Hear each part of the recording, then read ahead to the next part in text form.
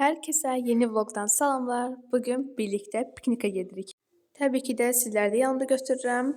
Burada da elə nələr götürdüyümüzü çox az hissəsini göstərirəm sizə. Üzüm, nə bilim, qab, qacaq, stəkanlar götürmüşük, cipslər, Oreo falan götürmüşük. Bunlar isə xiyar pomidordur.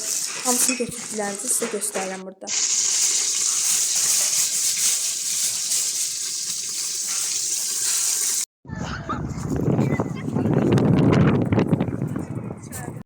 Və gördüyünüz kimi artıq pinkə çatmışıq, ədyamızı sərmişik və bir-bir çipsləri falan çıxarım, sizlərə də bunları göstərirəm. Videolarımın belə davamlı gəlməsini istəyirsinizsə kanalıma abunə olub like atmağı unutmayın.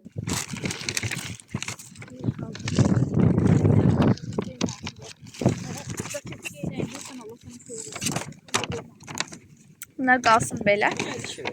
Bunu qoyaq bunun üstünə. Belə. Məsələn bu qabı gətirmişik. Lavaş götürmüşük. Üzüm götürmüşük. Üzümünü də açıb qoyacağım bura. Bu da böyle işte. Belga çaylarımız. Bunlar vilkaları yemək üçün də popcornumuz. Popcorn qalsın hələlik. Ne yiyək? Nədən başlayaq? Ki burada yemeğimizden. Evet olabilir. Bunlar video çok kısa alındı. Gördüğünüz gibi havada çok küləhliydi. Ona göre çok bir şey de çəkə bilmədim. Və burada da sizlərə ətrafı göstərəcəm. Ne kadar videomuzu çektiğimiz için. Şunyatlarımız. İçinde bir şey var. O kalsın. Ne bileyim. Açık yine şey götürmüşüm. Yaş safetka. Kuru safetka da getirmişim. Alsanız. Belki çay.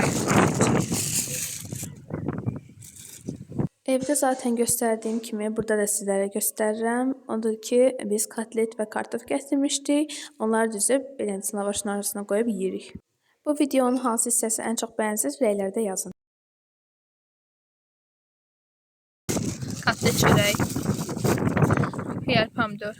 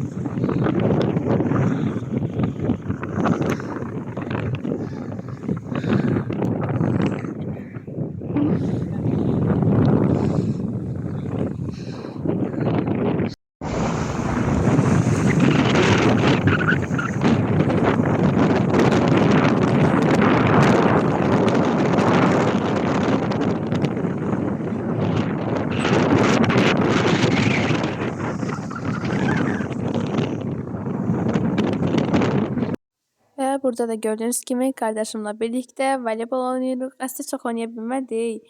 Ama yani oynadık, eybi yoxdur. Bugün de belə sonlandırıram dostlar. Düzdür vlogum çok kısa oldu ama yine de mənə dəstək olmağı unutmayın. Kanalıma abunə olub like atın. Mütləq.